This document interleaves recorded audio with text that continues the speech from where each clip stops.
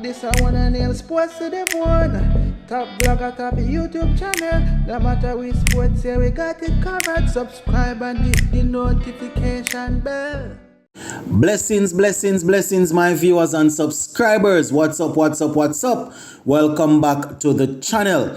All right, my beautiful sports to the bone family. So have a couple of things that I want to share with you guys. We see where the franchise batting maestro, Mr. Evin Lweis, recently did an interview. I was actually reading through this interview yesterday, and I saw where he had a couple of a couple of questions were asked, and he had some interesting answers, especially when he was asked about West Indies basically going into a downward slide.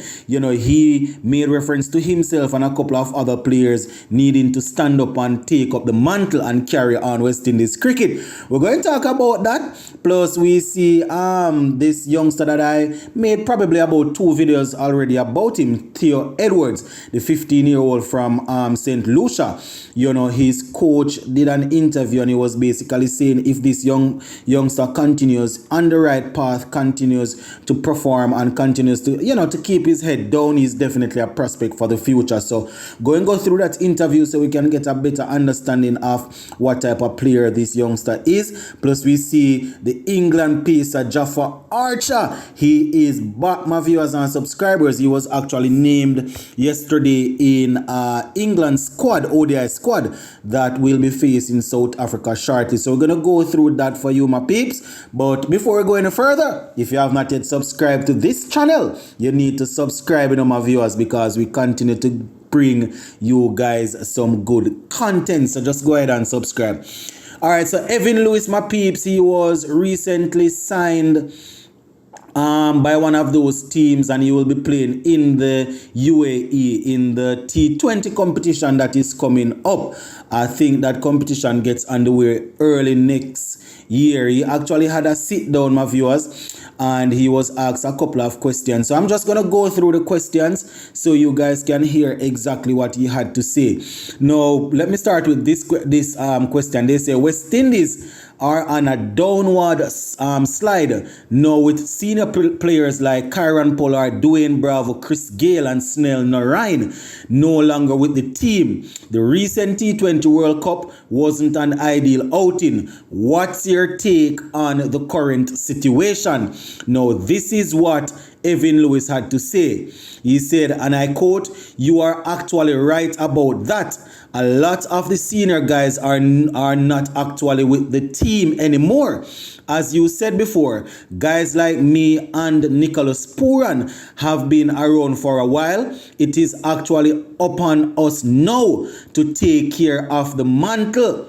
New guys are coming into the team, and it might probably take us some time to be back where we need to be, but it's our work in progress, to be honest," said Evin Lweis. Now, it is very interesting that he made reference to himself, saying that it is up to him and guys like Nicholas Pooran to take up the mantle and to carry it. That would suggest that he is still available for selection and he's still hungry to play for West Indies. You understand? I don't know if you can be hungry and available to play for West Indies only round about World Cup time. So, we're going to have to keep a close eye on Evin Lweis' situation. We know that sometimes, in the past we would have heard about fitness issues and things like that. So if he keeps himself in good condition, fitness-wise, let us see if he will be selected once he is there, or he will make himself unavailable until World Cup comes around. It goes without saying, Evin Lweis is probably the most consistent batsman that we have in T20 cricket since Chris Gale. He averages probably 30 or 29 or somewhere there about. Some of the flashy guys that we are calling for to be in this West Indies team, those guys average like 22, 23, 24. Not that 30 is anything to ride home about, but averaging 30 at the top of the order in T20 cricket is not too bad. So, hopefully Evin Lweis is serious when he's saying that he will be he's looking forward to taking up the mantle alongside people like Nicholas Pooran and probably Jason Hall and these other guys that are now settled in the team. So, he was also saying that he's definitely looking forward to scoring some runs in the UAE in that new T20 league that they have coming up there. His name, well, I don't know him, probably by the time you are hearing this, the IPL auction would have already concluded, but this one is coming out early, the December 23rd, and we're supposed to have the IPL auction the same time. So maybe by the time you are hearing this, you would know if Evin Lweis was actually picked up in the auction or not. So we're going to continue to monitor his situation and see how things work out, my peeps. All right. So moving on to the next story. This youngster from St. Lucia who played in the under 15, the Windward Islands Cricket Association under 15 tournament. He scored quite a few runs. I think he had 4 century games. And now we see, well, they are calling him Run Machine. The headline says Run Machine Theo Edwards. A definite West Indies prospect if he follows the right pathway, says coach Alton Crafton. So apparently that is his coach. So let me just go through this article. Alton Crafton, coach of St. Lucia's national under 15 cricket team, believes Theo Edwards, with the right guidance and work ethic, has the potential to become a West Indies player in the next few years.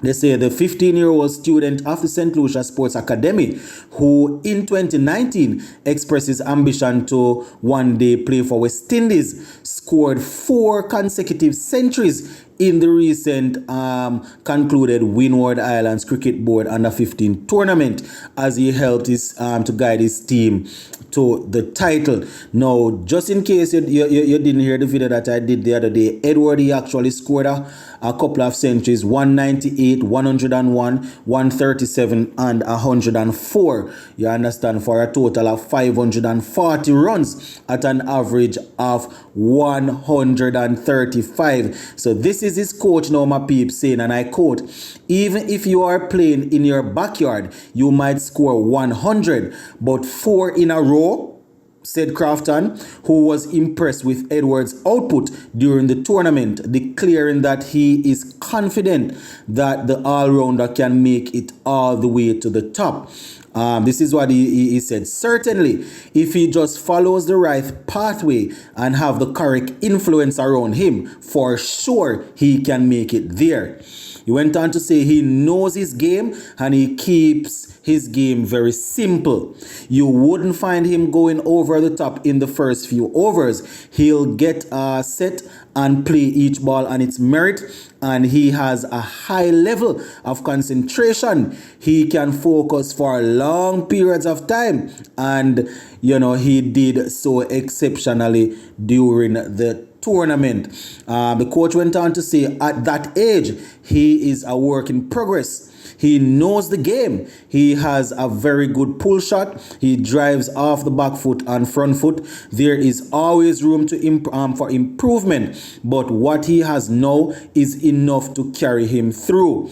All right, my peeps. So when he's saying that it is enough to carry him through, I don't want people to think that it means to get into the actual West Indies senior team, but probably to get him up to the under 19 level and to make sure that he's they feed him towards the national team and then eventually West Indies team. So definitely going to be keeping an eye out on this youngster. As we said, he's 15. People sometimes fall out of love with the game. Things happen and people put down the game. So hopefully in the next couple of years, probably the next 4 years from now, we see this young man, at least 4 years, probably 3 years from now, we see this young man, stepping up and getting himself ready to make his debut. All right, so yeah, that is it where his story is concerned. So the final thing I want to talk about is where pacer Jaffa Archer, he has actually returned, my viewers and subscribers, and he was actually named in England's ODI squad to take on South Africa. Now they are going to be playing against South Africa, I think in January, and Archer was named as a member of that squad. So, you know, very good to see Jaffa Archer coming out. Quite a few of our Caribbean people, you know, they get in their feelings when I do report on Archer, when I talk about, you know, his road to recovery and things like that. People talking about he's a sellout and we must not give him any media coverage. But I oftentimes tell people that this is a sports channel. You understand? You know, we cover. So sometimes I know people going to feel away. Say, boy, he's originally from Barbados and should be playing for West Indies. But at the end of the day, you can't really look at it like that. A lot of us, we leave our own country and go to other country and working, and we don't see it. We don't see it that way. We only try to hold people. We only try to hold sporting people accountable. Anyway. So Jaffa Archer will be back, my view. He's actually back and is in this squad. So let me just go through this England ODI squad. They have Josh Butler, they have Moeen Ali, Jaffa Archer, as I said, Harry Brook, they have Sam Curran, they have Ben Duckett, Dawid Malan, Adil Rashid, Jason Roy, Phil Salt, Ollie Stone, Reece Topley, David Willey, and Chris Woke. So a fairly strong squad as they're set to take on South Africa in 3 ODIs. Now the first ODI will be on January the 27th, the second one on the 29th of January, and the third and final one will be on the 1st of February. So there you have it, my viewers and subscribers. A lot of cricket will be played in the new year, so just make sure you're marking things down on your calendar. Sports to the bone. Big up on yourself, my peeps.